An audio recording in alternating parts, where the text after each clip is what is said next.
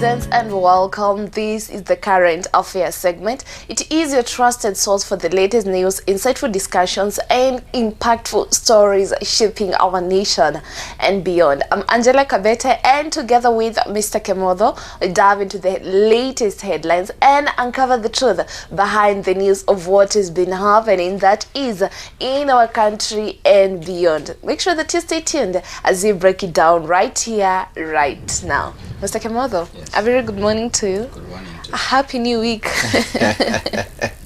Yeah, thank you so much. How was your weekend? Imekuwa mzuri sana and a blessed one. Nisalimie watazamaji. Kuwasalimia watazamaji na kuwashukuru kwa vile wamekuwa pamoja na sisi, na kwa vile wamekuwa wakitoa their comments, and also pia leo acha pia nichukue this opportunity to also kusalimia also my parents, kwa sababu kila asubuhi wanakuwa pale.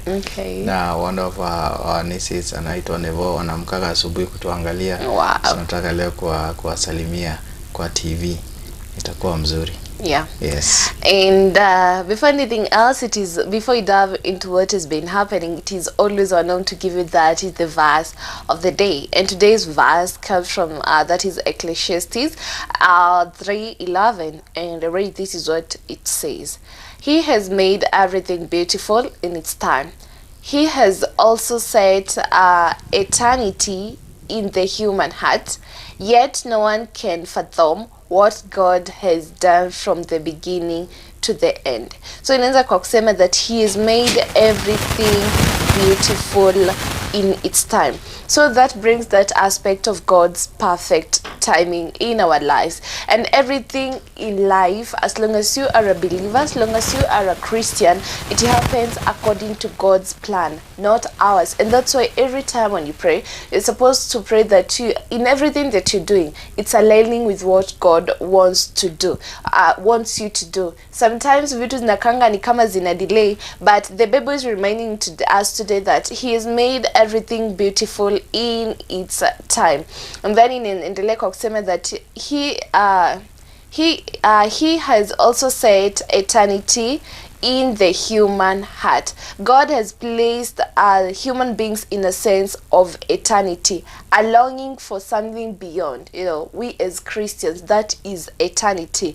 Alafu inaendelea ikisema that yet no one can fathom what God has done from the beginning to the end. Kwa hivyo, we as human beings, we're supposed to trust in God each and every day, each and every season, in times of struggles, in times of chaos, each and every season. Make sure that you trust in God, because he has a plan for you, and at the right time he'll make it beautiful. Mr. Kimotho, yes. What's your take on this? Just very few comments. In everything, just remember that everything was made by God. So in any situation or anything else, just remember that God created good things for us, and that is one of the best things, just for his purpose for us, to attain eternity. Yeah. And the other thing is that anytime ukiwa kwa any difficult situation, just remember Mungu anajua. Tunaweza sema kama video yako hadi mwisho. So just acknowledge him, na yeye ndiye anajua vile ambavyo utaweza kuamini situation. Great. And that is the verse of the day. Let's hear about what has been happening. I have the Daily Nation with me. I have the Standard newspaper. And on the Daily Nation, this is some of the highlights of what we'll be checking out. Matters to do with the education, that is capitation, and then we'll be checking that is matters to do with legal and crime. Tutakuwa tutaangalia the police service, and then we'll be checking out that is politics. And you, what do you have there? Gazeti la Standard leo naona tutaongelea mambo ya madeni. Kuna mambo ya madeni. Pia naona kuna a bit of message ya condolences to a former minister. Naona pia kuna mambo to do with education and a bit of politics among the other stories that we can see. Yeah. Let's start with the Standard. Today in the Standard, tutaanza na a message of condolence to the former minister, ambaye alikuwa anaitwa Dalmas Otieno. He was one of brilliant ministers because unajua nao kitambo that is ilikuwa inabidi unachaguliwa kuwa mbunge, then ukichaguliwa kuwa mbunge ndio sasa unapatia position ya maybe assistant minister or minister. So he was one among so many other politicians that were involved in so many other government, and he served under various departments, and also he was a member of parliament. So Dalmas Otieno was a group of Kenya National Union, that is a KANU leaders from Nyanza, that is who survived the Odinga wave. So yeye pia alikuwa na mtazamo yake tofauti wakati wa haya maneno. Na unajua kulikuwa na wave ambayo ilikuwa ni kama tu the wave ambayo iko saizi ya ODM, but he was defiant to to stand on his own democratic rights. So the former Rongo MP and cabinet minister, who died yesterday at his Nairobi home, aged 80, has been eulogized by so many other leaders, and I can see kuna so many other, that is a statement. Nikiangalia hapa pia that is kuna statement ya president ambayo iko hapa, and he's saying that Kenya has lost a visionary leader. Waziri Dalmas Otieno served our nation with honor, integrity, and he was a sharp, that is a progressive, that is a leader. Pia naona hapa the former prime minister pia naona ametoa statement yake akisema that is Mama Ida and I have received the news of the passing of honorable, that is Otieno Onyango. So they are also saying that he was a committed public servant who believed in the power of effectiveness and efficiency, that is a public service.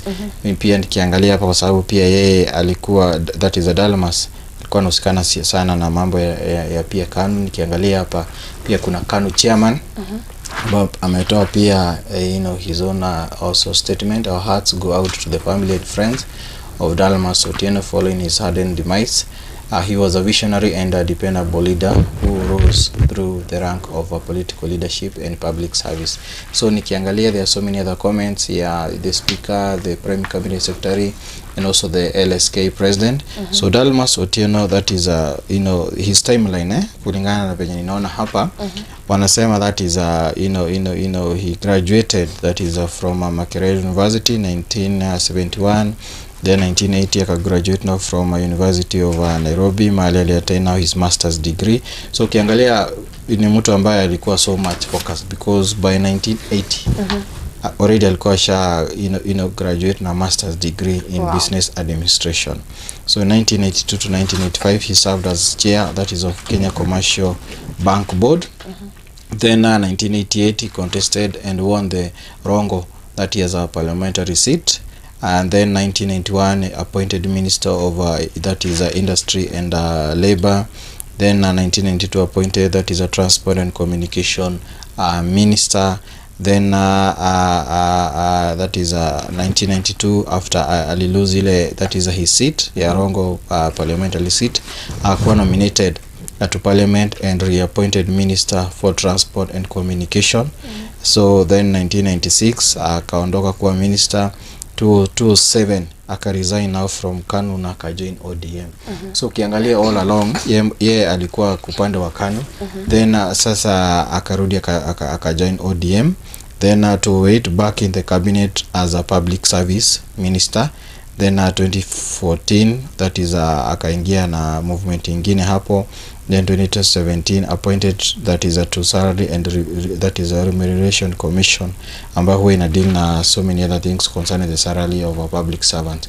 So ukiangalia he's a person ambaye ameserve into our nation, na everywhere amekuwa akienda pia kumekuwa na some bit of improvement, but the other thing is that it is his stand. Ukiangalia mahali kwanza alikuwa na contest his seat ni Nyanza. Unajua Nyanza ilikuwa na bado na wave ambaye ilikuwa na sasa na wave ile ya the father of the former prime minister. Sasa naye akarudi akachukua ushukani, but huyu alikuwa defiant na alisimama na msimamo yake. So ukiangalia na his track record pia inaweza kuonekana. And he was also a very a very quiet leader, but he was very operations zake zilikuwa ziko very objective. Okay, so we say sorry to the family and also to the friends as they condole now the demise of the former minister. Can you say leaders should emulate what he was doing? And actually, if the comments zenye the leaders wanatoa hapa, if the same comments hao wenyewe wanaweza zifanya, zinaweza kuwa mzuri sana, because wanatoa very good comment ambazo ziko na very good appraisal. So I would wish that hao wenyewe pia wanaweza fanya the same. And also at the same time, if they can also do some of the things that our former ministers walikuwa wanafanya, inaweza kuwa mzuri sana, because kama yeye pia aliserve under Kibaki's regime. So ukiangalia wale ministers ambao walifanya under Kibaki's regime up to date, tunaona kazi ambayo ilikuwa pale. Yeah. Condolences to the family. Yes. And another stories away from that, on the education sector, kuna highlight hapa, and they're saying that 98% of schools submit data in efforts to curb capitation fraud. That story is on page 6. Let's check it out. So they say that enrollment verification exercise was prompted by a report by the Auditor General was disbursement to schools, and the Ministry of Education has announced that the nationwide verification exercise to weed out ghost learners and schools has been a success, with 98% of their institutions having submitted their enrollment data. That's a good thing. And then that is Professor Julius Bitok akasema that I am happy to inform the nation that so far we have received data from our 32,000 primary and secondary schools that have complied with the directive. That is what he said. Akasema the only challenge we had at the beginning was that the format which was submitted was not consistent with our template, but we have been able to update our sub-county directors of education and heads of institution. The data that is streaming in is consistent with our template. In addition to that, the CS explained that the exercise involves cross-checking the nation data from the National Education Management Information System, that is NAMIS, against what has been submitted by schools, including details on learners, grades, and gender, to prevent fraud. Nakasema that he acknowledged that the exercise had caused delays in capitation disbursement, but he emphasized that it is important to ensure that for ensuring the prudent use of resources. Yeah, so probably sasa mashule yataanza kupokea, that is the finances. It is a good thing, but their timing is too late, because if they could have done this earlier, in wakati waliingia in office, it would have been better. Yeah. But already tumeshapita like 2 financial years, how wenyewe wakidisband the amount. So it means also that kulikuwa na some bit of issues, but it is also a good thing, because kufanya rectification, because pia hapo ita avoid the giving out money to that goes to school, that goes to students and everything else. And also they're supposed to tell us wakati wamewaliza now they are screening their system, wanafaa tuambie now we have found out that we had a certain amount of goes to schools, and this goes to schools, so wamekuwa kipokea this amount of money, so, and this is what we are going to do to recover the money. Yeah, and kwa watu wenye walikuwa wamehusika, also action to be taken on them as well. Yes. Yeah. Okay. Yeah. And that is what we had when it comes to the education sector. Another stories? So that is on other stories. Kulingana na Standard hapa naona leo wameangazia something that is very serious. Na ninaona hapo wakiongelea mambo ya debt horror. Since President William Ruto took over, the country has been borrowing at traveling, that is 2.29 million per minute, one that is 7.5 million per hour, and 3.3 billion per day. As he marks 3 years in office this week, Ruto has so far borrowed 3.3 trillion. Horrified economics now warn that the rising debt lacks practical value for the country. Beside a look into the presidency promises reveals that is his plan from a planting that is 15 billion trees to building a stadia that can host the EPL ambayo iko pale, na pia a debt ambayo tumekuwa nayo. So the government has so far borrowed 3.5 trillion in the last 3 years, which translates to 3.3 billion a day. President Kibaki did a lot of development, yet he borrowed only 1.2 trillion for 10 years. So where is the 1.2 trillion we are borrowing every year? This hii issue imetolewa na ama hii maswali inaulizwa na Dedi Nyoro ambayo ni Kiharu MP, a former budget committee chairperson. So him being a budget committee that is a chairperson, he has a vast knowledge ama information regarding to this. And this is a shocking issue because this is a lot of money. Yeah. And being a lot of money, it means that ni nani ambao watakuwa wanalipa hii pesa? Because it is not them, it is now, the mwananchi tu ndiye atarudi alipe hii pesa through taxation, through any other means ambayo watakuwa wako nayo. Then at the same time, where is the money going? Because now that is also now another challenge, because there are different scenarios. Whenever inakaribia election, sasa ndio wao wanatukumbuka sisi ndio boss. Yeah. Wananchi mko sisi ndio tunakuwa boss, sasa wanatukumbuka and everything else. Wanakuja pale hata wanaingia kwa manyumba, sasa watu wanaweza ingia pale kunywa chai, wakae pale, waingie kwa hoteli zingine, to the lowest level, waingie pale wana wamekaa hadi pale sokoni. They have all the time because to recognize us as the bosses. Yeah. Wanakuja pale wanatusoothe, wanafanya everything else, wanafanya so many other promises ambazo ziko pale. But immediately wameshaingia, now inakuwa now the other way around. That's why now you can see that tumekuwa na so many issues ambayo imekuwa pale, and the office of the Auditor General umekuwa raise this concern, and also the office of the control of budget pia umekuwa raise some of this concern. Na nikiangalia gazeti la Standard leo imeamua that is starting from page 6, page 7, page 8, page 9 kuweza kuangazia all these stories, because all these stories pia ina revolve back to the promises that were made by the president, because during campaign alikuwa anasema ata reduce the issue now ya borrowing, na ata reduce kabisa, na so many other factors kama promises ambazo alikuwa ameweka pale. So ukiangalia hapa, that is kulingana breakdown ambayo imewekwa pale, wanasema 12.1 trillion Kenya public debt as at the end of June, that is 2022. The public debt stood at 8.6 trillion, indicating an increase of 3.5 trillion during that is Ruto's administration. So far hiyo ndio madeni ambayo tuko nayo. 3.4 trillion that is the projects that have been borrowed by the end of that is a 2025 to 2026 budget, that is a cycle.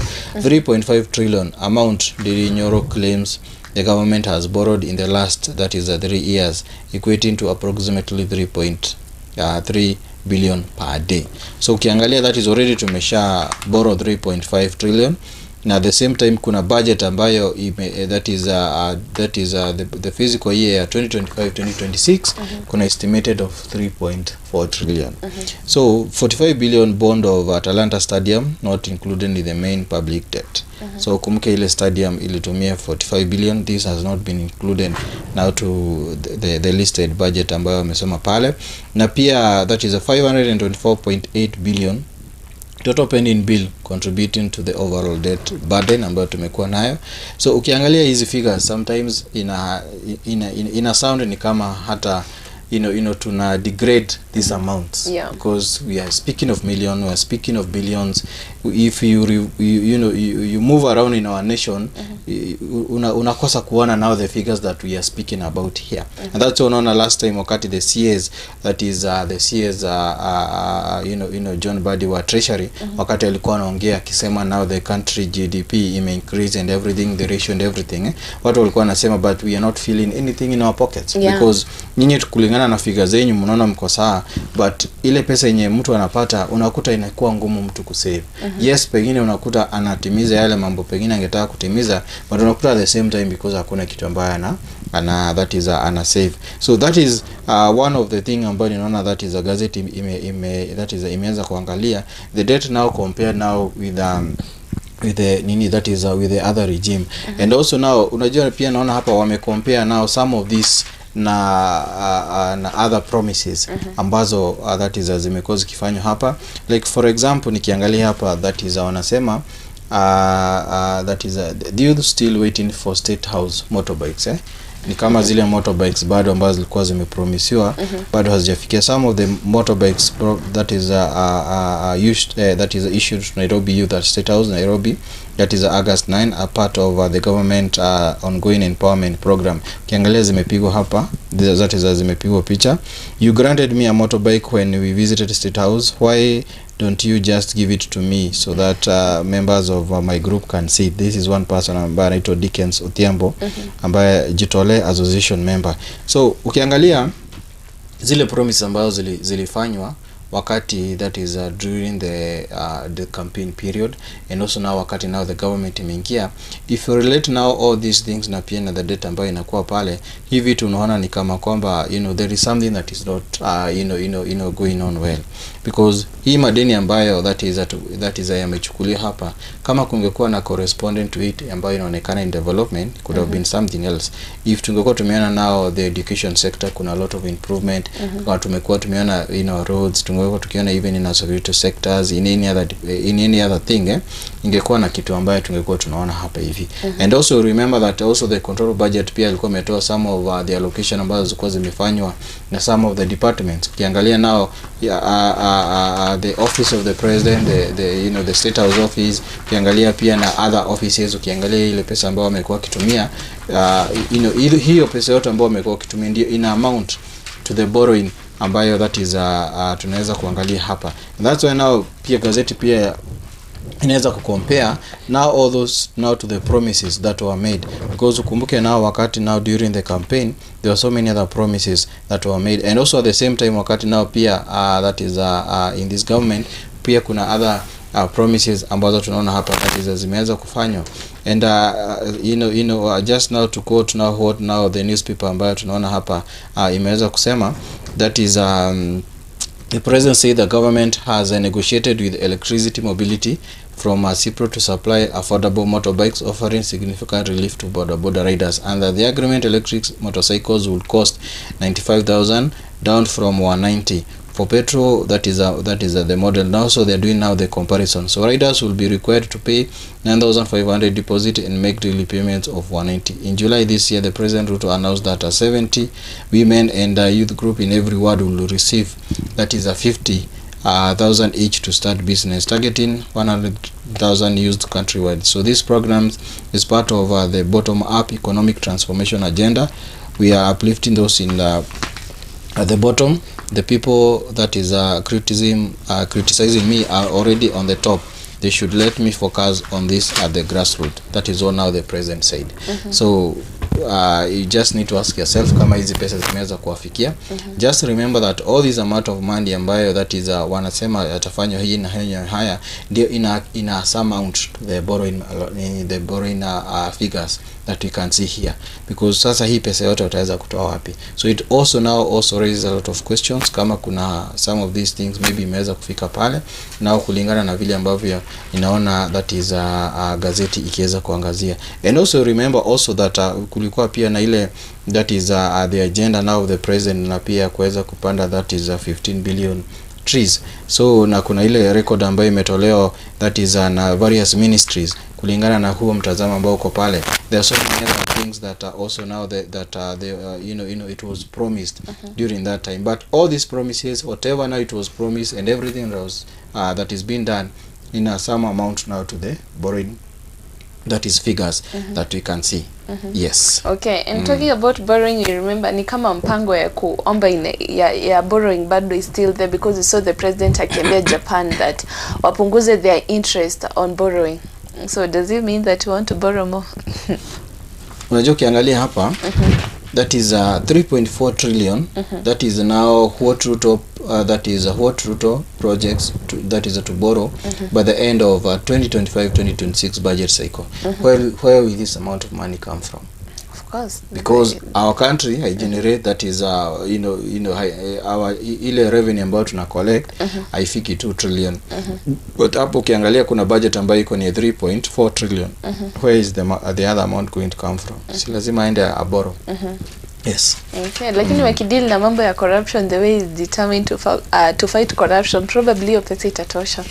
And that's what we are saying. For example, kama kuna e-citizen platform, the ministry that is ambayo iko in charge wanasema they have no legal authority in running the operation of e-citizen. So now who has that authority to do that? Ukiangalia pia the operation pia ya SHA, kuna wakati kuna nasemekana that is kuna company ambayo imekuwa contracted now kwa hiyo mambo ambayo ya payment concerning now to it.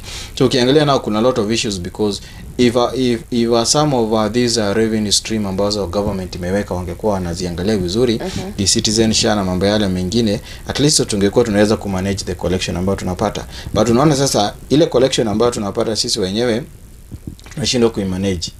Haya, the debt ratio ambayo pia inakuja hapa tunashindwa kuimanage. Haya, then tukikuja kwa other things kama education, tunaanza kuambia kuna ghost schools.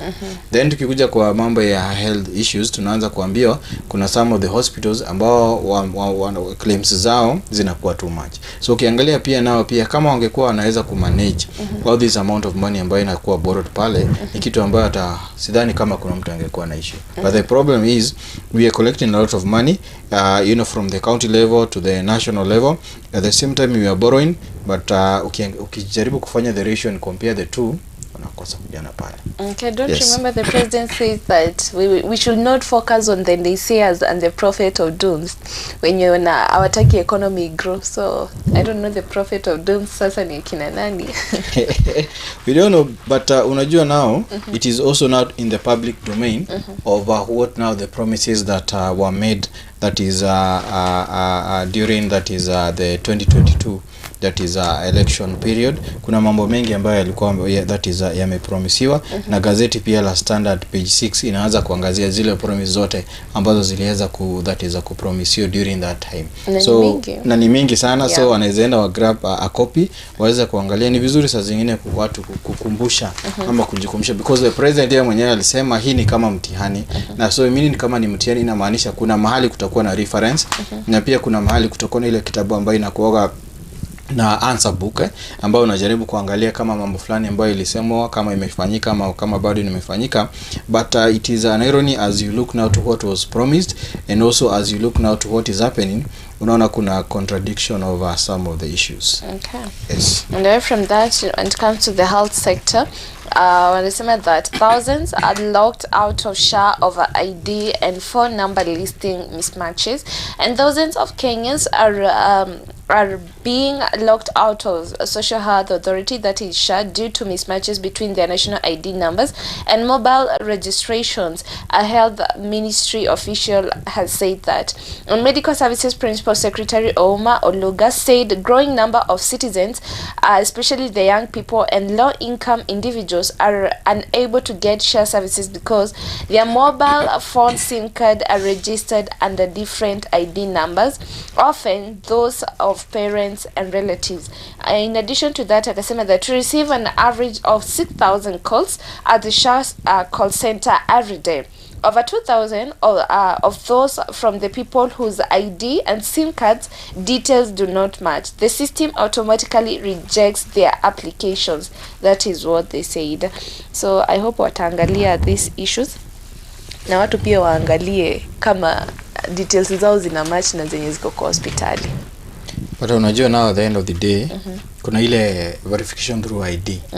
Na kama mtu amekuja na ID and na maybe unless now kuna any other issue now concerning now the issue of phone numbers, but they need now to improve on a verification of all these things ambayo iko pale, because I remember the NHIF ilikuwa pia na verification through the fingerprint. Unaenda tunaekelea tu pale, then inaangalia inaonekana ni wewe, all the details ziko pale, kila kitu, picha na mambo yale mengine ambayo yako pale.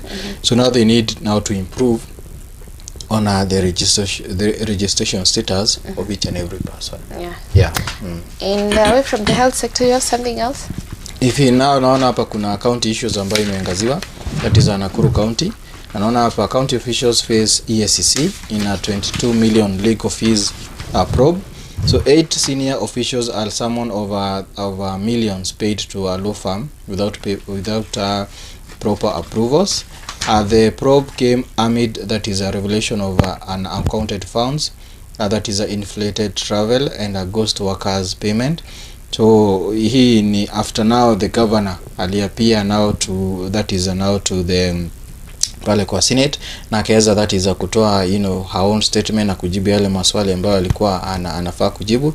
Just days after the Nakuru governor Susan Kihika was grilled by the Senate over alleged irregularities payment of 22 million in that is legal fees to private law firms. So kuna some of that is the county officials that is ninaona hapa that is wameweza that is kuangaziwa na now they have been kuna barua ambayo imepokea they supposed now to appear to the Rift Valley that is anti-corruption offices na pia waweza kujibu maswali ambayo watakuwa wakiulizwa pale.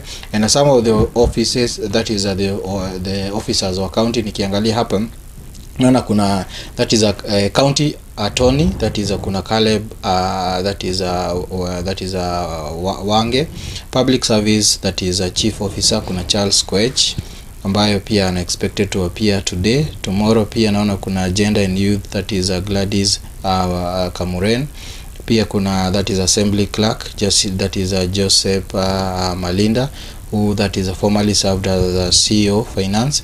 Pia kuna director of supply chain that is a management that is a courier who will be question. On Wednesday the commission will interrogate that is Ashina Wanga, head of budget and planning. Pia kuna Martin Kagai ambaye ni CEO in the governor's office and finance CEO that is Evelyn Kakai. So ukiangalia these are some of the officers because kuna maswali ambayo governor alikuwa anaulizwa, alikuwa anaambia don't you have other officers that are in charge of doing this and this and this and this. So inamaanisha now this probe now pia itaendelea and now they are going out to explain all these issues ambayo ninaona hapa imeangaziwa. Kuna payment under probe that is kuna 22.4 on foreign travel, kuna 22.6 on legal fees na pia nikiangalia hapa kuna 339.5 million unexplained shortfall in 28 bank accounts na pia kuna 159 million paid to employees that is ambao hawayuko kwa payroll. So those are some of the things